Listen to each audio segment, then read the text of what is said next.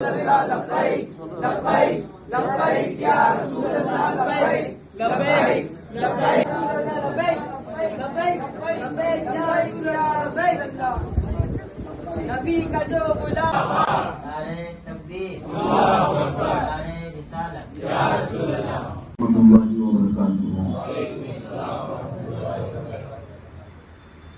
الحمد للہ وکفا وسلام علی حبیبہ المصطفیٰ اما بعد فاعوذ باللہ من الشیطان الرجیم بسم اللہ الرحمن الرحیم ان اللہ وملائکتہ یصلون علی النبی یا ایھا الذین آمنوا صلوا علیہ وسلموا تسلیما اللهم صل علی سیدنا محمد وآلہ وأصحابہ الكریم وبارک وسلم صلاة دائمة سرمدا ابدا۔ عزیزان گرامی وقار، آج آپ کے سامنے جو عظیم شخصیت جلوہ بار ہے، حضرت قبلہ قمر غنی عثمانی صاحب ادام اللہ فیوضہ کثر اللہ امثالہ نور اللہ وجہہ اطال اللہ عمرہ، آپ کے سامنے جلوہ بار ہیں۔ ہماری دعوت پر حضرت یہاں تشریف لائے، اہل پاک سائٹ، اہل ڈکرولی، آپ تمام حضرات انہیں دیکھ کر صرف زیارت نہیں بلکہ اپنے ایمانی حوصلوں میں، ایمانی جذبوں میں حوصلہ پیدا کریں۔ ابھی چند دنوں قبل ہندوستان کے حالات کے متعلق ہر جگہ مظاہرے احتجاجات ہو رہے تھے تریپورہ کے فسادات کو لے کر، آپ سب کو خبر ہوگی۔ انہی ایام میں اگر کوئی سنیوں کی جماعت تریپورہ خود پہنچ کر کے اپنے حالات دیکھنا یا عینی مشاہدہ کرنے کا ارادہ کیا ہے تو صرف تحریک فروغ اسلام، جس کے بانی اور صدر حضرت قمر غنی عثمانی صاحب اللہ، ایک ڈیلیگیشن علماء کا وہاں پہنچا، ٹوٹی ہوئی مسجدوں کو، شہید ہوئی مسجدوں کو انہوں نے دیکھا، وہاں کے حالات کا جائزہ لیا۔ لیکن آپ کو پتا ہے کہ بہت سارے لوگ فساد زدہ علاقوں میں آتے ہیں، دورے کرتے ہیں، راشن بانٹتے ہیں، کسی سے پولیس کو بھی کوئی تکلیف نہیں اور گورنمنٹ کو بھی تکلیف نہیں، لیکن ہم نے محسوس کیا کہ ایک عاشق اعلی حضرت، عاشق رسول اگر کسی علاقے میں پہنچ جائے تو انہیں اس بات کی تکلیف ہونے لگتی ہے کہ یہ آدمی صرف اور صرف فوٹو بازی کرنے نہیں آیا ہے بلکہ ریئل میں آیا ہوا۔ ہاں، تکلیف تو پھر شروع ہو جاتی ہے کہ یہاں کے فسادیوں اور آتنکیوں کا چہرہ دوسری جگہ بتائے گا، کیونکہ امانت داری کے ساتھ آیا ہے اور اخلاص کے ساتھ آیا ہے۔ عزیزان گرامی، میں نے اس دن بھی آواز اٹھائی تھی اسی علاقے سے اور اسی جگہ پر، آپ نے سنا بھی ہوگا کہ صرف فساد زدہ علاقوں کا دورہ کرنے کی وجہ سے ان کو اریسٹ کیا گیا اور لے جا کر کے پولیس اسٹیشن سیکورٹی کے نام پر بٹھایا گیا اور پھر جیل میں اندر بند کیا ان کے 4 ساتھیوں کو۔ 1-2 دن نہیں، تقریباً 18 دن گزر گئے۔ کس جرم میں گئے تھے؟ کون سا جرم تھا؟ کون سا قصور تھا؟ کیا مظلوموں کی خبر گیری کرنا بھی جرم ہے؟ اب حالات ایسے آ گئے ہندوستان میں کہ جو ان مظلوموں کی فریاد رسی کرنے کے لیے، ان کی مدد کے لیے پہنچے، وہ تو جیل میں جائے گا، اور جنہوں نے پورا آتنک پھیلایا ہے وہ کھلے ساڑی کی طرح گھومتے رہے، ان کو نہ کوئی گرفتار کرنے والا ہے نہ کوئی اریسٹ کرنے والا ہے۔ وہ جیسے من میں آئے وہ بھونکتے رہیں گے، پورے بھارت کے ماحول کو ذہن میں بدلتے رہیں گے۔ اسی لیے میرے عزیزوں، بار بار میں چیخ کر کے کہتا ہوں، اٹھو اگر نہ حشر نہ ہوگا، پھر کبھی دوڑوں کے زمانہ چال اپنی چل گیا۔ اب یہاں پر حالات یہ ہیں کہ ظلم کو انصاف کہا جائے گا اور انصاف کو ظلم کا نام دیا جائے گا۔ مارنے اور قتل کرنے کو لوگ فریاد رسی کہیں گے اور مدد کرنے کو یہاں پر لوگ قتل و غارت بھی کہیں گے. آج یہی حالات ہے. جو حق بات کا اعلان کرے گا اس کے ساتھ یہ معاملات ہوتے رہے. میں لمبی تقریر کی طرف سے نہیں آیا.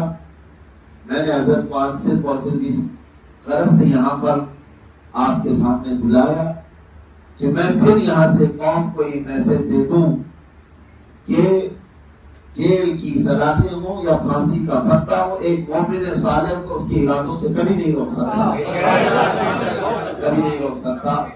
اس لیے کہ ہمارے اسلاف نے ہمیں یہ سکھایا ہے جو جان مانگو تو جان دے دے، جو مال مانگو تو مال دے دے، مگر یہ ہم سے کبھی نہ ہوگا نبی کا جاگو جلال.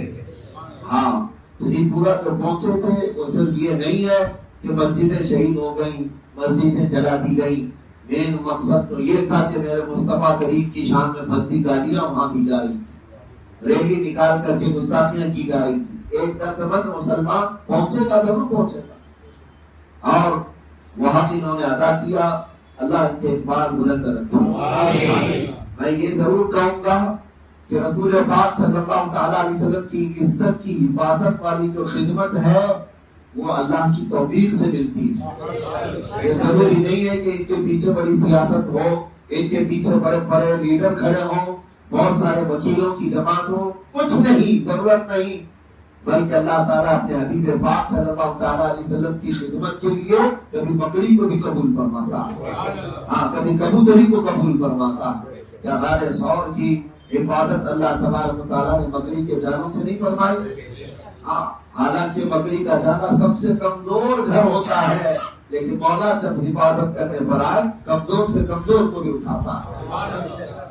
ہاں حضور کی عزت کی بات ہے. رسول اللہ صلی اللہ تعالیٰ علیہ وسلم کی بڑے بڑے لوگ اگر وہ یہ سوچتے ہیں کہ انہوں نے نہیں کیا انہوں نے نہیں کیا تو وہ اپنی قسمت پر روئیں، وہ خود اپنے متعلق سوچیں، ہمارا ان سے کوئی سروکار نہیں.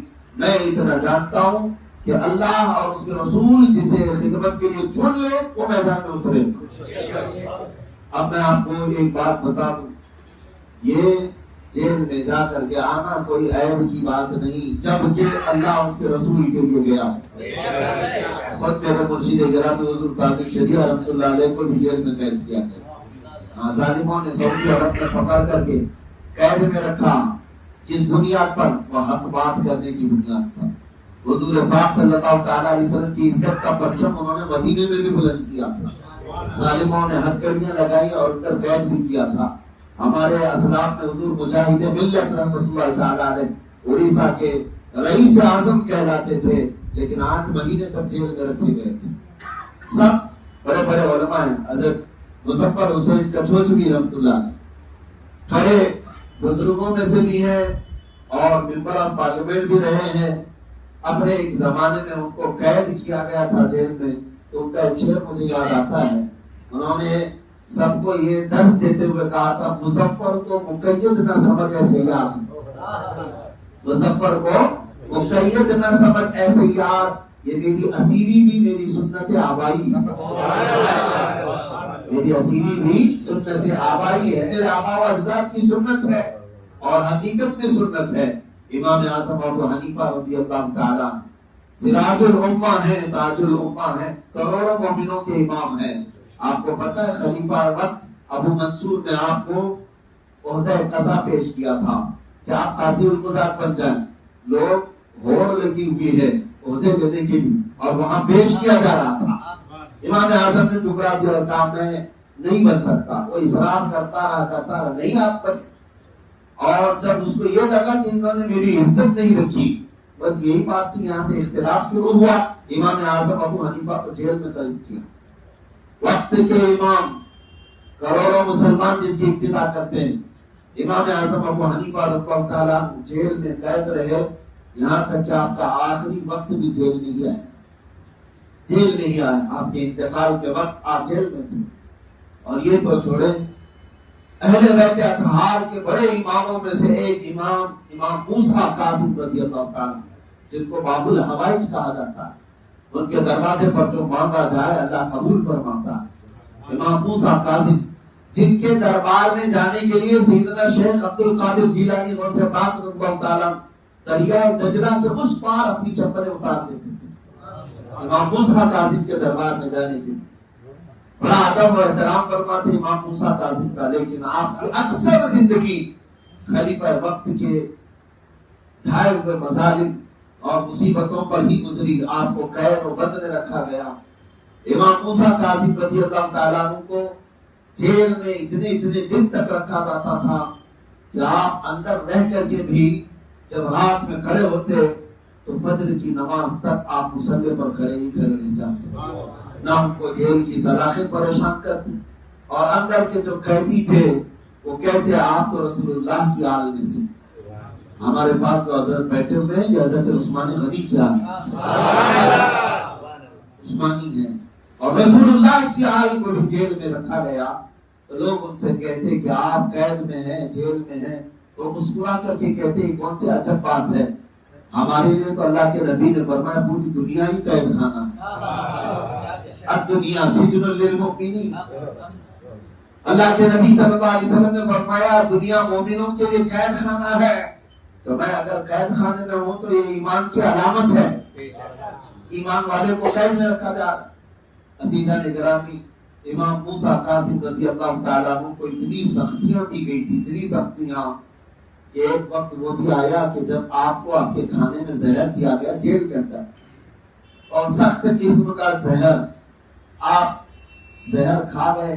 اور اس کے بعد جو جیل میں آپ کے مریدین موجود تھے ان سے کہا کہ آپ ظالموں نے، دشمنوں نے پورا کام کر دیا. 6-7 سال تک آپ جیل کی سلاخیں، اس کے پیچھے یہ مصیبتیں برداشت کرتے رہے.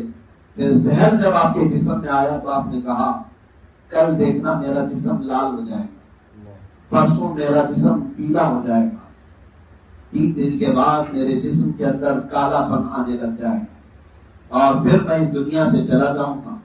میرا کفن دفن سارے انتظامات اس طرح سے کرنا آپ نے وصیت فرمائی. جیل کے اندر ہی دوسرے دن آپ کا جسم پاک سرخ ہوا، زرد ہوا، سیاہی مائل ہوتے ہوئے زہر کے آثار پورے جسم پر نظر آتے رہے.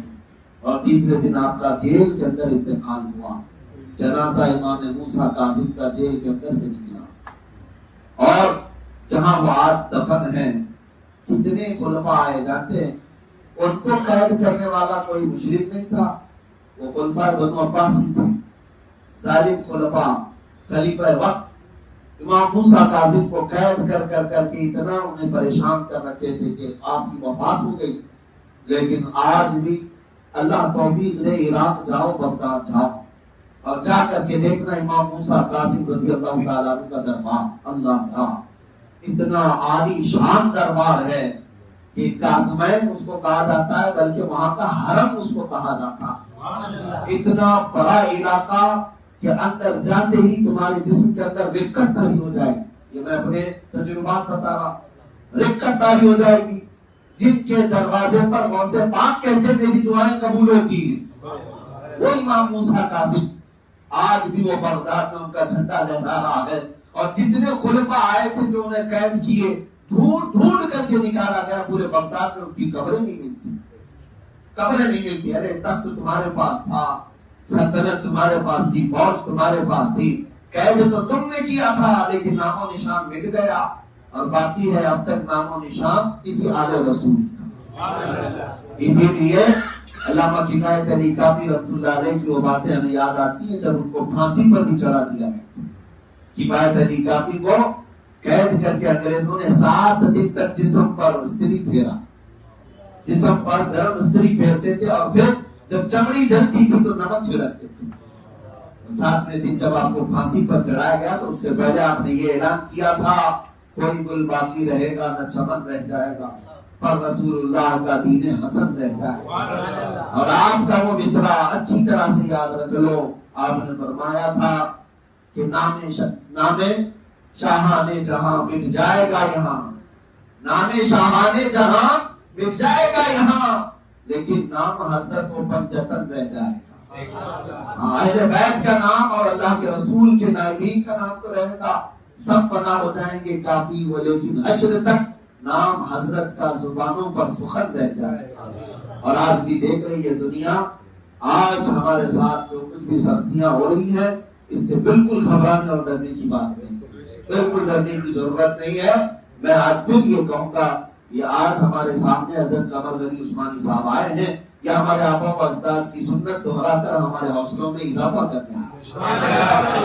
بالکل اے جوانوں، ہمارا ایمان کسی لاٹھی کا اور کسی ڈنڈے کا نہیں ہے، ہمارا ایمان تو اتنا مضبوط ہونا چاہیے کہ طوفان اپنے رخ موڑ لے، دریا اپنی موجوں کو بدل لے۔ ہاں، ہمارا ایمان تو اتنا ہونا اتنا پکا اور مضبوط ہو جائے، جس کو اقبال نے کہا تھا، دشت تو دشت ہے دریا بھی نہ چھوڑے ہم، بحر ظلمات میں دوڑا دیے گھوڑے ہم۔ یہ محمد عربی صلی اللہ علیہ وسلم کے غلاموں کا ہی حال ہے، وہ جس علاقے میں گئے ہیں ایمان کی پختگی کے ساتھ گئے، ایمان کی پختگی کے ساتھ گئے ہیں۔ آ گیا عین لڑائی میں گر وقت نماز، قبلہ روح ہو کے زمین بوس ہوئی قوم حجاز۔ لڑائی کے دوران، جہاد کے دوران، جنگوں کے دوران بھی نماز کا وقت آتا تو ہمارے اسلاف کا یہ حال ہوتا کہ سامنے لہراتی ہوئی تلواروں سے خوف نہیں کھاتے تھے کہ کبھی بھی وہ گردن پر آ سکتی ہے، تیر پر آ سکتے ہیں، بلکہ فوراً یہ قبلہ روح ہو کر کے زمین بوس ہو جاتے ہیں۔ آ گئے عین لڑائی میں گر وقت نماز، قبلہ روح ہو کے زمین بوس ہوئی قوم حجاز۔ ایک ہی صف میں کھڑے ہو گئے محمود و ایاز، نہ کوئی بندہ رہا نہ کوئی بندہ رہا۔ یہ ہمارے بزرگ ہیں، میں فخر سے کہتے ہیں، اور الحمدللہ آج فخر سے سینہ چوڑا۔ جو لوگ سوشل میڈیا پر بھونکتے رہتے ہیں، اور ان لوگوں کی عادت ہے صبح اٹھو 12 بجے تو یہ اٹھتے ہیں، رات بھر سوشل میڈیا پر بک کرتے رہتے ہیں، علماء کہاں ہیں، خانقاہ کہاں ہیں، مشائخ کہاں ہیں، اور یہ خود بستر پہ ہوتے ہیں یا کسی کٹے پر بیٹھے ہوتے ہیں، چوک پر بیٹھے ہوتے ہیں، علماء ربانیین مشائخ پر تان و تشریح کر رہے ہیں، حالات ایسے ہو گئے، فلاں کہاں ہے، میاں تم کہاں ہو؟ ہاں، ان لوگوں کو جواب میں دیتا ہوں تو بار بار خانقاہوں کو، مشائخ کو کوستے رہتے ہو۔ قمر غنی عثمانی صرف ایک عام آدمی کا نام نہیں ہے، درگاہ حضرت بندگی شاہ رحمۃ اللہ تعالی علیہ کے نائب سجادہ نشین۔ ہاں، ہمیں ٹھیک ہے، وہاں کی سجادگی آپ کے پاس ہے، خانقاہ کے فرد ہیں، ذمہ دار فرد ہیں، اور انہوں نے یہ ثابت کیا ہے نام مصطفیٰ کریم صلی اللہ تعالی علیہ وسلم پر پھر نہ سجادگی ہے نہ خانقاہی ہے، بلکہ ہر آدمی پھر صرف اور صرف غلام رسول ہے۔ ہاں، یہ ثابت ہونا پڑے گا، آج کرنا پڑے گا۔ پیر اپنی جگہ پر، فقیر اپنی جگہ پر، درویش اپنی جگہ پر، عالم و مفتی اپنی جگہ پر، قاضی اپنی جگہ پر، شیخ وقت اپنی جگہ پر۔ مصطفیٰ کریم کے نام کی بات آئے، ہر کوئی مصطفیٰ کریم کا ادنا غلام ہی ہوگا۔ ہماری عزت حضور کے نام سے ہے۔ آج مجھے خوشی بھی ہے، اور میں بار بار اس وقت سے دعا بھی کرتے رہے، آپ سب بھی دعاؤں میں یاد کرتے رہے حضرت کو، اور اللہ تعالیٰ نے عزت کے ساتھ آپ کو وہاں سے رہا بھی فرمایا، اور ہمیں امید نہیں، یقین ہے کہ اس طرح کے جیالے اب امت میں اور بھی پیدا ہوں گے۔ نام مصطفیٰ کے لیے ہمارا سینہ، ہمارا بدن، ہماری گردن، ہماری جان حاضر حضور پاک کے نام پر۔ اللہ تبارک و تعالیٰ ان کو ہر طرح کی آفات و بلیات سے بچائے، تحریک فروغ اسلام کو مولا نظر بد سے بچائے، اور ظالموں کے پنجوں سے بھی محفوظ فرمائے۔ مولا کریم دن دونی رات چوگنی نے ترقی عطا فرمائے۔ بس اخیر میں نصیحت کے طور پر کچھ آپ کی بارگاہ میں آپ سب کو سنانے کے لیے حضرت کی بارگاہ میں مائک پیش کرتا ہوں۔ آپ اہل پاک صاحب، اہل بکرولی، اور تمام جو یہاں سے اس کے بعد یہ میسج عام ہوگا، ان سب کو نظر میں رکھتے ہوئے ایک اہم پیغام ضرور آپ پیش فرمائیں۔ السلام علیکم۔ السلام علیکم ورحمۃ اللہ تعالی وبرکاتہ۔ الحمد للہ رب العالمین والصلاة والسلام علی سید المرسلین، اما بعد فاعوذ باللہ من الشیطان الرجیم، بسم اللہ الرحمن الرحیم، ولا تهنوا ولا تحزنوا وانتم الاعلون ان کنتم مؤمنین۔ صدق اللہ العظیم وصدق بلغنا رسوله النبی الامین الکریم، ونحن على ذلك لمن الشاہدین والشاکرین، والحمد للہ رب العالمین۔ کہ محمد سے وفا تو نے تو ہم تیرے ہیں، یہ جہاں چیز ہے کیا لوح و قلم تیرے ہیں۔ محمد ہے متاع عالم ایجاز سے پیارا، ادھر مادر برادر مال و جاں اولاد سے پیارا۔ اور محمد کی محبت دین حق کی شرط اول ہے، اسی میں ہو اگر خامی تو سب کچھ نامکمل ہے۔ اور میرے مرشد حضور تاج الشریعہ علیہ الرحمہ فرماتے ہیں سگے آوارے صحرا سے اکتا سی گئی دنیا، سگے آوارے صحرا سے اکتا سی گئی دنیا، بچاؤ اب زمانے کا سگانے مصطفیٰ کا۔ درود پاک پڑھیں اللہم صلی اللہ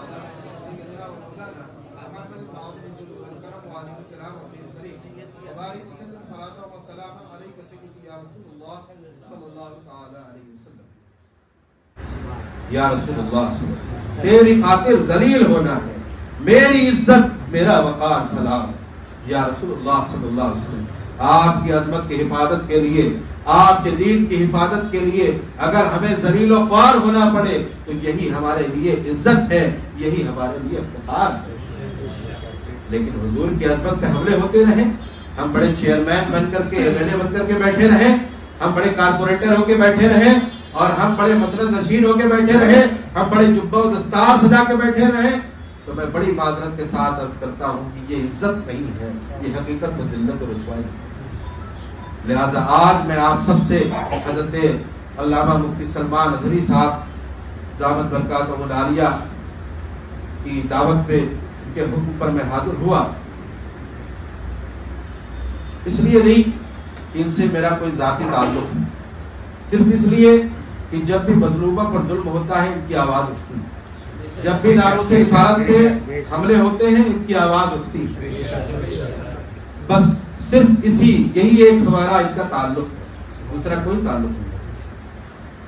اگرچہ پیر بھائی ہیں ہمارے، حضور تاج الشریعہ کے یہ بھی مرید ہیں، ہم بھی مرید ہیں، لیکن اصل جو ہے وہ ہے یہ جو ناموس رسالت پر آواز اٹھاتے ہیں، بس یہی میرا ان کا اصل تعلق ہے۔ اور بعض لوگ یہ کہتے ہیں کہ ایسے معاملات میں آواز اٹھانا یہ ہمارا کام نہیں ہے، لیڈروں کا کام ہے۔ میں ان کو کہوں گا کہ حضور تاج الشریعہ علیہ رحمہ کا یہ شعر پڑھ لیں، سگے آوارے صحرا سے اکتا سی گئی دنیا، بچاؤ اب زمانے کا سگانے مصطفیٰ کر دے۔ پولیٹیکل لیڈر جو مصطفیٰ جان رحمت صلی اللہ علیہ وسلم کے در کا کتا ہوگا، ان کے در کا غلام ہوگا، وہی تمہارے کام ہوگا، ورنہ نام کا کوئی پولیٹیکل لیڈر تمہارے کام نہیں آ سکتا۔ اس کو ذہن میں رکھنا، اگر صرف مسلمان پولیٹیکل لیڈر ہونا کامیابی ہوتی تو کشمیر چلے جاؤ، کتنے پولیٹیکل لیڈرز موجود ہیں، نہیں بچوں۔ اور میں بڑی ذمہ داری سے یہاں سے میں پیغام دینا چاہتا ہوں کہ آج اگر پرامن ہو کر ہندوستان میں رہنا ہے، آج اگر اپنی عزت و مال جان محفوظ رکھنی ہے، آپ چاہتے ہیں کہ ایسا ہو، آج اگر آپ چاہتے ہیں کہ یہاں پر ہمارا ایمان و عقیدہ محفوظ رہے، تو پھر ناموس رسالت کی حفاظت کرنی ہے۔ اور ناموس رسالت کی حفاظت یہ کوئی کھیل تماشا نہیں۔ ناموس رسالت کی حفاظت کے لیے آپ کو لاٹھیاں بھی کھانی پڑیں گی۔ جیل بھرو آندولن کے درمیان کچھ لوگوں کا میرے پاس فون آیا کہ حضرت ایسا تو نہیں کہ پولیس مارے گی، ایسا تو نہیں کتنے دن تک پولیس رکھے گی۔ میں نے کہا ایسے لوگوں کی ہمیں ضرورت نہیں ہے جو اتنی عقل لگاتے ہیں، ہمیں تو عشق والے چاہیے۔ اسٹیج پر بس ایک جان کیا ہے، اگر ہو کروڑوں تیرے نام پر سب کو وارا کر، تو کب ہوگا؟ کب وہ کروڑوں جانیں نچھاور ہوں گی؟ اتنے سوالات میں نے کہا نہیں چاہیے۔ دلی کے پروٹیسٹ میں بھی میں نے سب کو اعلان کر دیا تھا، وہی لوگ آئیں جو سروں سے کفن باندھ کے نکلے، کہ واپس آئے تو غازی اور مر گئے تو شہید۔ جب تک مسلمانوں کے اندر یہ جذبہ نہیں ہوگا اس وقت تمہیں لاٹھیوں سے ڈرایا جائے گا، سلاخوں سے ڈرایا جائے گا۔ لیکن جس دن تم نے طے کر لیا کہ ہم لاٹھی کھانے آ رہے ہیں، ادھر آؤ پیارے، ہنر آزمائیں، تو تیر آزما ہم جگر آزمائیں، خنجر اٹھے گا نہ تلوار تم سے، یہ بازو میرے آزمائے ہوئے۔ لہذا آج میں بتا دینا چاہتا ہوں کہ یہ جیل کی دھمکیاں، ابھی تک دھمکیاں تھیں، اب تو الحمدللہ ہو بھی آئے، اور بحمدللہ میں نے ایک بار بھی یہ دعا نہیں کی کہ اللہ ہمیں جلد رہائی عطا فرما۔ میں نے یہی کہا کہ مولا تیرے دین کی حفاظت کے لیے، تیرے محبوب کی عظمت کی حفاظت کے لیے، تیرے مومن بندوں کے ایمان و عقیدے، عزت و آبرو کی حفاظت کے لیے اگر ہمارا زیادہ دن رہنا ضروری ہو تو وہ کر دے، اور اگر کچھ دنوں میں رہائی مفید ہو تو وہ کر دیں. میں نے کبھی ڈائریکٹلی یہ نہیں کہا کہ ہمیں جلد رہائی عطا فرمائے، الحمدللہ. بس فکر یہی تھی کہ ایسا نہ ہو کہ لوگوں کے اندر خوف طاری ہو. ہونا تو یہ چاہیے کہ لوگ یہ سمجھ لیں کہ اب جیل جانے کے لیے ہمیں تیار ہو جانا چاہیے. سمجھ رہے ہیں نا میری بات؟ تو آج سے اس بات کو ذہن میں رکھ لیں کہ حضور کی عزت و عظمت کے لیے مفتی سلمان اظہری صاحب آواز دیں، تحریک فروغ اسلام آواز دے، یا کوئی دوسری سنی تنظیم آواز دے تو لبیک کہتے ہوئے کھڑے ہو جانا. میدان عمل میں آنے کے لیے، دکھانے کے لیے نہیں، ایکچوئل عملی طور پر ناموس رسالت کی حفاظت کے لیے قربانیاں پیش کرنی ہی ہوں گی. اور قربانیاں پیش کرنے سے اگر ڈریں گے تو پھر مولی گاجر کی طرح کاٹے جائیں گے، کوئی بچا نہیں پائے گا. اس لیے میں یہی کہوں گا کہ آج لے ان کی پناہ، آج مدد والوں سے، کل نہ مانیں گے قیامت میں اگر مان گیا. اور میں اپنے علماء و مشائخ اور تمام اہل سنت کی عوام کا مشکور ہوں. ان کو یہ پیغام دینا چاہتا ہوں کہ میں جب جیل میں رہا تو آپ حضرات دعا کرتے رہے، بالخصوص حضرت مفتی سلمان اظہری صاحب بھی دعا کرتے رہے. اور میرے علم کے مطابق حضرت قائد اہل سنت علامہ اسجد رضا خان اظہری دامت برکاتہم العالیہ بھی دعا فرماتے رہے.